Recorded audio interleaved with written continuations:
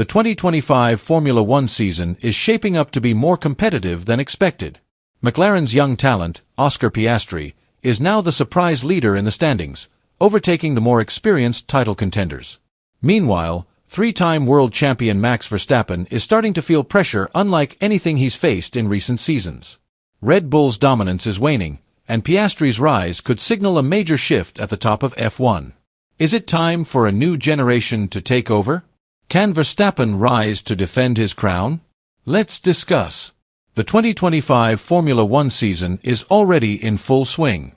Circuit after circuit is providing drama, surprises, and strategic battles that will determine the outcome of the world title race. However, one narrative is now catching more attention in the paddock. Oscar Piastri is leading the standings, but the looming internal rift at McLaren and the constant threat of Max Verstappen could destroy the young Australian's slim lead. Piastri is only a few points ahead of his teammate, Lando Norris, and his biggest rival, Max Verstappen. While Red Bull takes a strict, structured approach to managing the team, placing Verstappen at the heart of its strategy and resources, McLaren has chosen a different path. The Woking team has openly stated that they allow their two drivers to battle it out on the track without a number one driver hierarchy. If we start prioritizing one driver, the other will feel betrayed. "We let them fight fairly," said one of McLaren's senior engineers in an interview in the Imola paddock. However, this freedom can be a double-edged sword. At the Emilia-Romagna Grand Prix, for instance, Oscar Piastri lost his strategic position due to a combination of an unfavorable pit stop and congestion on the track, despite having started the race from pole position. Meanwhile, Norris managed to pass his teammate by pitting at the right time and taking advantage of the safety car. Piastri did not hide his disappointment. "I think the team made the wrong decision. But I also realized that my mistake in the first corner against Verstappen meant I was no longer a priority," he said, showing maturity and indicating that, behind the scenes, there was a simmering strategic conflict. Norris himself was realistic. He admitted that the battle between the team's drivers made things difficult for both of them. "I lost time fighting with him, and he lost time too. But that's what we have to do if we want to be champions," he said. "If the team tries to please one person, the other person is disappointed. We are doing this professionally." However, being professional on the track is no guarantee of long-term stability. In the world of Formula One, which is full of tricks, strategies, and big egos, Red Bull appears to be a team that knows no compromise. At its Milton Keynes headquarters, all decisions are based on one principle: absolute decisiveness for victory. There is no room for doubt. Dualism is not tolerated. Max Verstappen rules the Red Bull garage alone, and the entire team strategy focuses on supporting his path to complete dominance. This is not just the opinion of an outside observer. Christian Horner, the boss who has shaped Red Bull's glorious era since Sebastian Vettel, admits this fact without hesitation. "We have a very clear number one driver. Our focus is on him," Horner asserted in a recent interview. Red Bull's philosophy is clear. If you want to win, pick one hero and build the entire team structure to support him. This approach is considered cold by some but has proven efficient.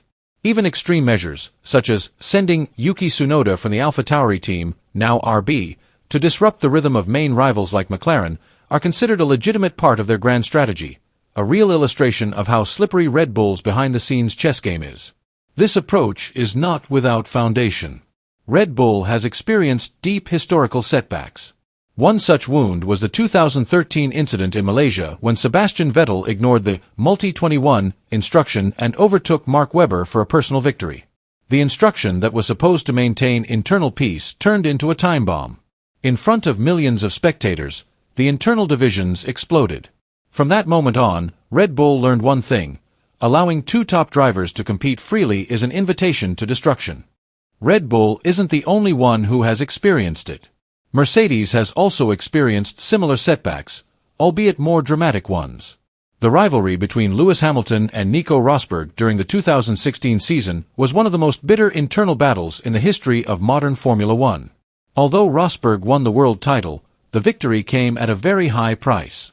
The personal relationship between the two childhood friends was destroyed, internal communication within the team became a battlefield, and Mercedes' emotional stability was shaken for years afterward. The championship team won but nearly lost the harmony they had worked so hard to build. Red Bull did not want to repeat the same mistake. In the Verstappen era, they chose a harder, more focused, and more one-sided path. Despite his experience and speed, Sergio Perez was never really given equal status. He was a supporter, complement, and protector of the king. So far, that approach has proven effective. Red Bull has dominated the standings and maintained internal stability, an invaluable asset in a tough championship like Formula One. Now, McLaren faces a classic F1 dilemma. Should they choose team stability or let their two gladiators fight freely? With 24 races left this season, a decision must be made quickly. Moreover, Verstappen continues to lurk behind, only 22 points behind Piastri. Jacques Villeneuve, the 1997 world champion, believes McLaren is limited by external factors, namely Piastri's contract. They can't put Lando ahead of Oscar because of the clause in Oscar's contract. As long as both of them still have a chance to win, McLaren will not issue team orders, Villeneuve told Sky Sports. Villeneuve also criticized McLaren's weak approach to making crucial decisions, contrasting it with Red Bull's firm and tactical strategy. However, not all observers agree. W Series champion Jamie Chadwick thinks it is too early to appoint a main driver. The season is still long, she said. Only 7 races have been held. It's too soon to establish an internal hierarchy, she said. But time won't wait for McLaren. Circuits like Monaco and Spa demand perfection in qualifying and impeccable strategy and could prove to be game changers. If McLaren fails to establish a solid team strategy, Verstappen could exploit it like a predator smelling blood in the water. Oscar Piastri and Lando Norris have been shining jewels in McLaren's rejuvenated lineup so far. Amid the immense pressure of Formula One's top-flight rivalry, the pair has shown remarkable maturity, both in their driving and in how they manage their egos, ambitions, and hunger for victory. They seem like two comrades in the same boat, pushing each other to be better without tearing each other down. However, dark clouds still lurk behind that harmony. Formula One history teaches us that no relationship is completely immune to pressure.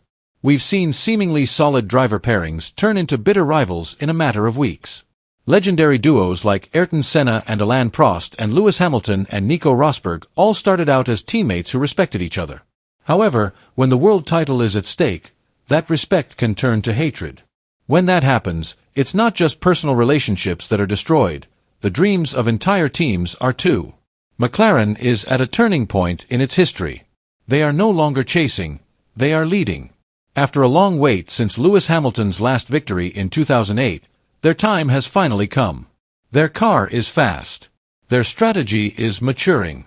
Their drivers, 2 of F1's new generation, are in top form. However, this is where the greatest danger lies. When victory seems so close, every move becomes risky. One mistake, unbridled ego, or late decision can ruin everything. Formula One is not a forgiving sport. Titles are not always won by the fastest drivers, but by those who are the most decisive, cool-headed, and prepared to make brutal decisions. In a battle between 2 young, equally hungry drivers, the teams cannot afford to sit back. Will they give both drivers total freedom and risk everything for equality? Or will they choose one leader and focus all their resources on winning the world title?